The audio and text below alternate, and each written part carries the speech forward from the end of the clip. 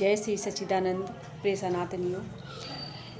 जैसे त्रेता में एक राम की नीति थी, वो पुरुषोत्तम राम कहलाए, और एक युद्ध हुआ रावण और राम के बीच में, और उस युद्ध में राम की विजय हुई और हो गया युग परिवर्तन। वैसे ही द्वापर में हमने देखा कि बहुत सारे, उसमें 14 वर्ष का वनवास राम को था। इसमें जो पांडव थे उनको 12 वर्ष का, शायद 11 वर्ष का वनवास और 1 वर्ष का अज्ञातवास, कुछ ऐसे था। फिर उसके बाद में महाभारत जैसा महाविशाल युद्ध, उसके बाद में हो गया गीता का ज्ञान, और फिर हो गया युग परिवर्तन।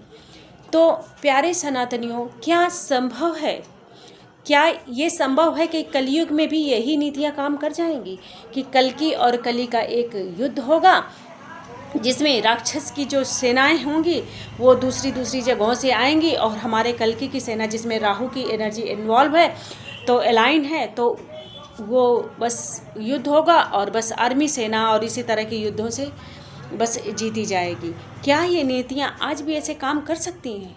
नहीं, क्योंकि आज युद्ध घर घर के बीच में है। युद्ध पहले था तो एक समुदाय दूषित था, कुछ राजा दूषित थे जिन्होंने औरतों को सम्मानजनक दृष्टि से नहीं देखा था, उनको घरों में कैद कर रखा था द्वापर में। ऐसे ही त्रेता में लंका में रावण ने बहुत सारे अत्याचार किए थे ऋषियों पर, मनुष्यों को खाया था, और हर स्त्री को अपहरण करके उनके साथ दुष्कर्म करता था, उनको अपने यहाँ बंदी जैसा बना लेता था। तो ऐसी कृत्य थे। तो वहाँ पे कुछ खास राजा थे।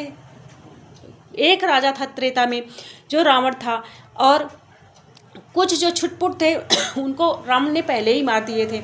और मगर द्वापर में जो बहुत सारे राजा हो गए थे, तो उनको उन्होंने कैसे मारना था, क्या करते? एक महाविशाल युद्ध किया। युद्ध एक्चुअली उनके पांडवों और कौरवों के बीच में नहीं था, ये योजना थी श्री कृष्ण की। उन्होंने युद्ध रचा था पहले ही, और उस युद्ध में उन्हीं राजाओं को केवल आना था जिनकी मृत्यु निश्चित थी, जिनका संहार निश्चित था, उस युद्ध के निमित्त बनाकर। तो ऐसे ही, परंतु कलयुग में क्या ऐसा है? कलयुग में हर व्यक्ति दूषित है।